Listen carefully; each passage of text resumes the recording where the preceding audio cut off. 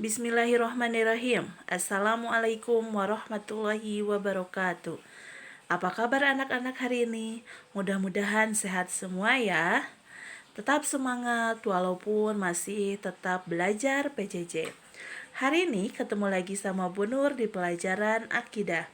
Pelajaran akidah hari ini pelajaran yang ke-8, yaitu tentang akhlak terpuji 3. Yang akan kita bahas yang pertama adalah adab Islam dalam hidup bertetangga. Apa itu tetangga? Tetangga adalah orang yang tinggal di sekitar rumah kita. Apa tetangga? Orang yang tinggal di sekitar rumah kita.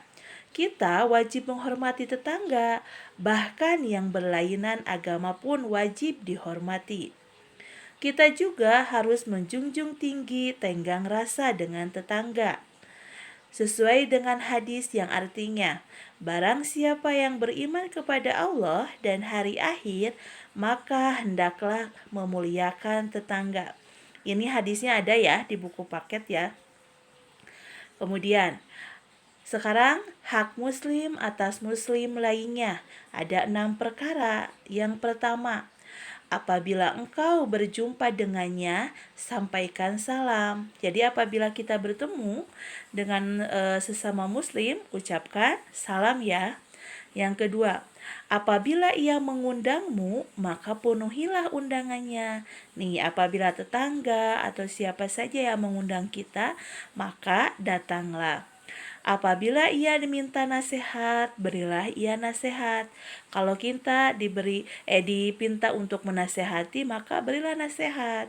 Kemudian, apabila ia bersin dan mengucapkan alhamdulillah, maka jawablah sama kita, yarhamukallah. Apabila ia sakit, maka jenguklah ya. Apabila ia mati, antarkan jenazahnya. Nih, ini hak muslim terhadap muslim lainnya nih. Maka apabila ada tetangga kita yang sakit, maka kita harus menjenguknya. Atau tetangga kita ada yang meninggal, maka antarkan jenazahnya atau urus ya jenazahnya. Berikutnya, adapun terhadap tetangga yang berlainan agama, bertetanggalah dengan baik dan janganlah kamu mengganggunya. Di sini, tolong menolong dalam kebaikan itu hukumnya wajib. Yang gak boleh itu adalah tolong menolong dalam kejelekan. Tahu tolong menolong dalam kejelekan? Contohnya kalau di sekolah lagi ulangan, kamu 3 orang atau 4 orang nyontek. Atau kamu menolong teman lainnya supaya nyontek biar gak ketahuan bu guru atau pak guru. Nah, itu tolong menolong dalam kejelekan gak boleh. Tapi kalau tolong menolong dalam kebaikan, hukumnya wajib. Tetangga kamu yang kebanjiran atau tetangga kita yang kena musibah apapun, hendaklah kita menolongnya. Kita tidak boleh melakukan perbuatan yang dapat menyinggung perasaannya. Menyinggung perasaan di tetangga kita, contohnya ada kita menyalakan musik keras-keras. Belum tentu kan tetangga kita suka nih.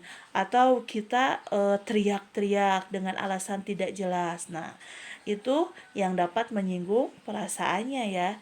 Kemudian sampai ada hadis yang artinya, wahai Abu Zar, jika kamu masak sayur, maka perbanyaklah kuahnya dan perhatikan tetanggamu.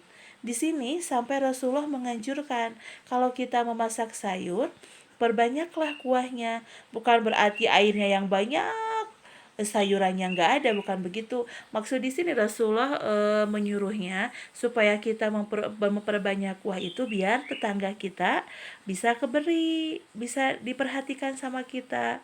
Mama anak-anak contohnya membuat sayur sop, membuat sayur apa atau masak makanan apa.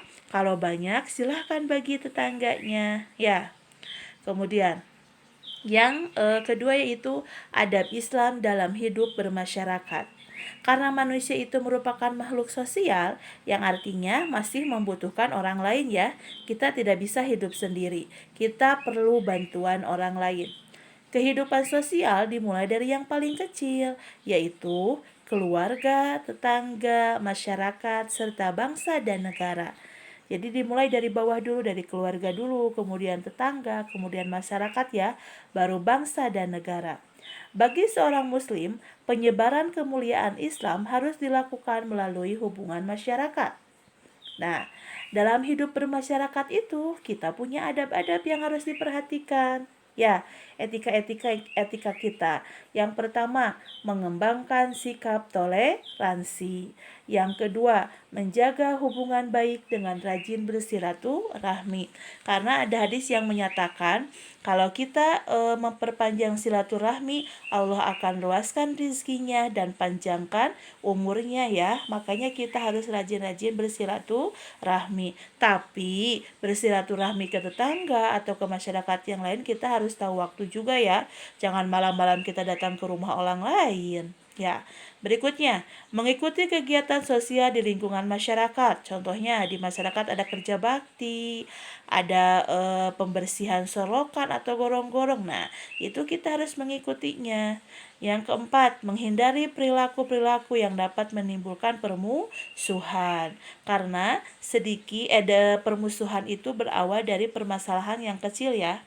Kemudian, menunjukkan kemuliaan akhlak seorang muslim. Gimana kita harus berbuat karena kita seorang muslim, maka kita harus berakhlakul karimah atau akhlak yang baik. Nah, tugasnya anak-anak mengerjakan latihan bab 8 bagian A, B, dan C. Isinya saja di buku tulis. Ya, jangan lupa kasih nama. Untuk pengirimannya tidak sekarang ya. Nah, untuk akidah dicukupkan sekian. Mudah-mudahan ada manfaatnya buat kita semua. Wassalamualaikum warahmatullahi wabarakatuh.